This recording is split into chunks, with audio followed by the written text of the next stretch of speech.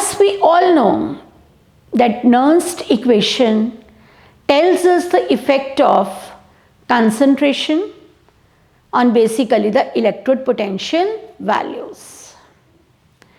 And this is the basic equation for Nernst equation.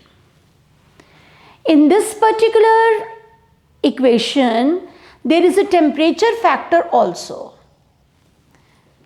In this particular video, I would like to tell all of you that Nernst equation doesn't tell us the effect of temperature on electrode potential.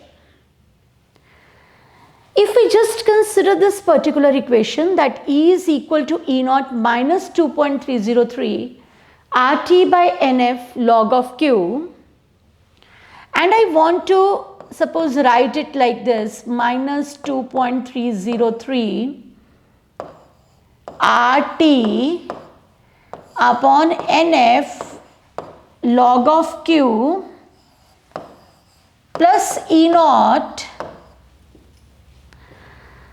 And if I would like to, let us suppose, plot the expression between E and T, my expression should be like this. It should be a straight line with negative slope. I will be proving you that the relationship between E and T is not a straight line graph. Nernst equation basically tells us the relationship between E and log Q, where this intercept is basically E naught and slope is minus 2.303 RT by NF. So in this particular example, I would like to tell you that this graph is wrong. We cannot plot E versus T from Nernst equation. Now, how is it so?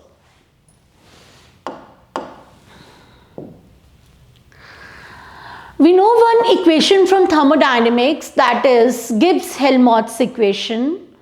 Delta G naught is equal to delta H naught minus T delta S naught. And we know in thermodynamics, in most of the chemical reactions, delta H naught and delta S naught is not a function of temperature. I have divided the whole equation with temperature and we reach this, because what is our aim? We want to prove that E doesn't depend upon, the effect of E on T is not explained on the basis of Nernst equation. अगर हम ये prove करने में कामयाब हो जाएंगे कि E और T का ग्राफ स्ट्रेट लाइन नहीं है, this means according to Nernst equation it should be a straight line. And if it is not a straight line, this means Nernst equation is not able to tell us the effect of temperature on E. So this is our raw material Gibbs-Helmholtz equation, keeping in mind delta H and delta S are independent, or they are not a function of temperature.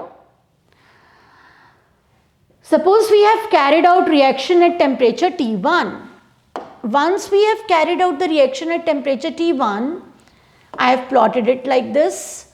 Why I have not plotted 1 and 2 out here? Because we have considered it to be independent of temperature. Now, at temperature T2, substituting the value of T2 out here, we get equation 2. अगर हम equation 2 minus equation 1 करते हैं तो हमारे पास delta G R naught 2 minus delta G R naught 1 आता है. If we substitute the value of delta G naught, we reach this expression. What was our aim basically? To tell the effect of temperature on E naught. On rearranging, we get E naught 2 upon T2 or E naught 1 upon T1, that is equal to delta HR by NF 1 by T1 minus 1 by T2. This graph is not a linear graph. Whereas अगर Nernst equation effect of temperature बताती होती तो graph of E versus T would have been a linear graph, whereas this is not a linear graph. So basically Nernst equation tells us the effect of E versus log Q. That's a very important concept. That will be carried further, that how can you explain the effect of temperature on E by temperature coefficient.